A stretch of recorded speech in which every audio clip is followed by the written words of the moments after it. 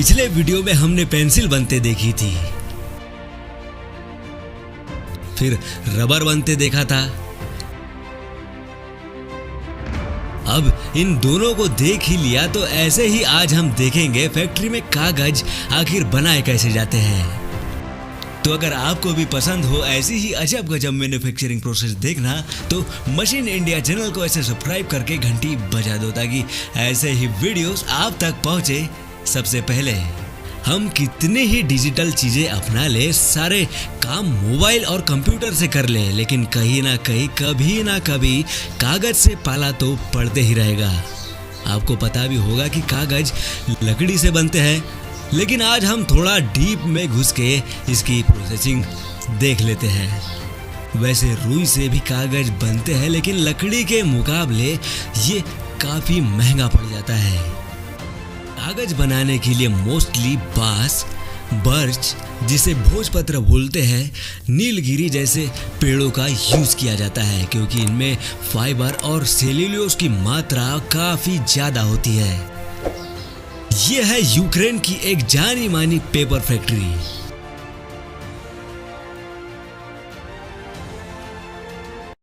सबसे पहले तो कुछ ऐसे इनकी छटाई और कटाई की जाती है।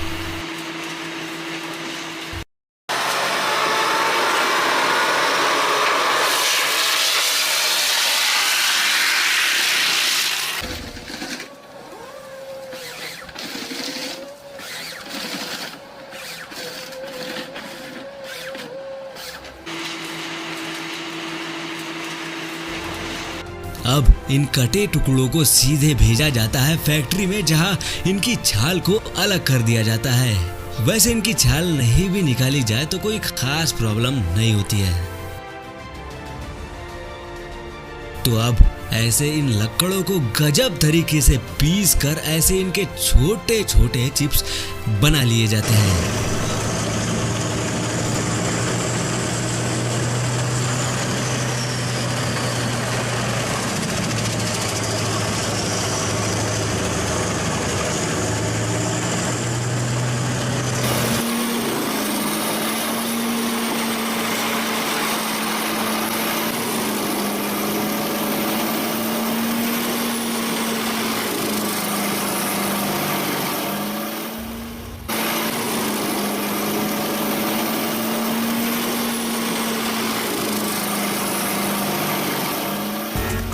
इन चिप्स को अब डाला जाएगा एक डाइजेस्टिव चेम्बर में, जहां इन्हें एसिडिक सॉल्यूशन डाल के पकाया जाएगा ताकि फाइबर अलग हो जाए और लिग्निन अलग।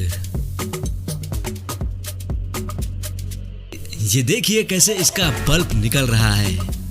अभी इसमें थोड़ा रेड कलर है, जिसे अलग करने के लिए इसमें ऑक्सीजन और पेरोक्साइड के साथ ब्लीचिंग के लिए छोड़ दिया जाएगा।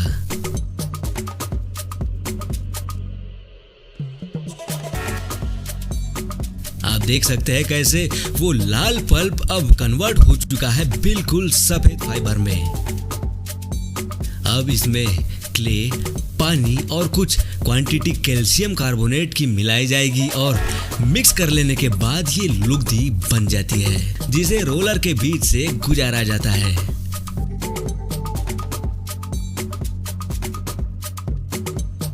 यहाँ इस लुगदी को एक नहीं बल्कि 40 रोलर से होकर गुजरना होगा, ताकि कागज उबड़ खाबड़ ना बन के पूरी तरह प्लेन सरफेस लिए बाहर निकले।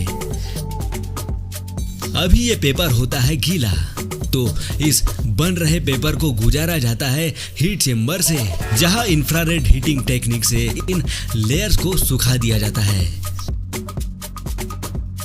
अब इस लेयर को एक रील पर लपेटा जाता है। हर एक घंटे में यह यूनिट 80 किलोमीटर लंबी, जी हाँ 80 किलोमीटर लंबी पेपर रील बना के तैयार कर देती है। अब इस तैयार रील से जरूरत के अकॉर्डिंग उससे बुक्स बना ली जाएगी या तो न्यूज़पेपर फैक्ट्री में भेज दिया जाएगा। Gold item making process. अच्छा, गोल्ड के आइटम बनता देखने से पहले थोड़ा ये जानना भी इम्पोर्टेंट हो जाता है कि सोना आखिर आता कहाँ से है। तो मैं बता दूं, सोना या तो जमीन या पहाड़ खोद के निकाला जाता है,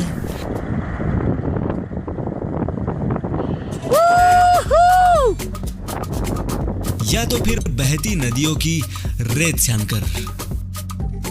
देखिए कुछ ऐसे इस नदी के पानी को प्रोसेसिंग प्लांट में छान के इसमें से सोने के कंकड़ निकाले जा रहे हैं।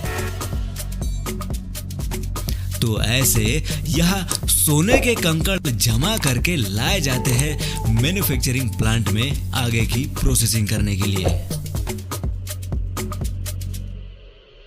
तो यह है दुनिया का सबसे बड़ा गोल्ड मैन्युफैक्चरिंग प्लांट जो कि अफ्रीका में है। यहाँ सबसे पहले तो छोटे बड़े सोने के जो टुकड़े होते हैं, कंकड़ होते हैं, उन्हें समान आकार के दाने या ग्रेनुल्स में कन्वर्ट किया जाता है। लेकिन उससे भी पहले इन अनइवन टुकड़ों को हाइड्रोक्लोरिक एसिड से अच्छी तरह धोया जाएगा। अब वो कंकड़ पत्थर की शक्ल का जो गोल्ड था वो कुछ इस टाइप से समान आकार के ग्रेनुअल्स में कन्वर्ट हो चुका है।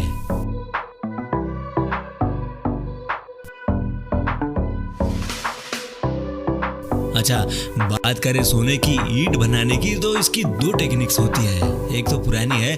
पहले टेक्निक में उन ग्रेन्यूल्स को इस बॉक्स में डाल के हीट चेम्बर में भेजा जाता है।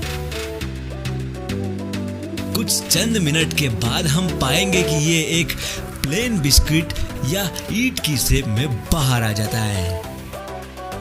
और अब इसे ठंडा करने के लिए कुछ टाइम पानी में ऐसे छोड़ देते हैं।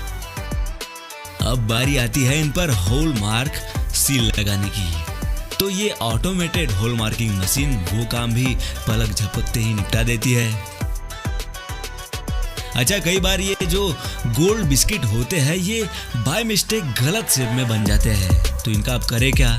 तो इन्हें फिर से पिघला के एक बड़ी सी ईंट बना ली जाती है।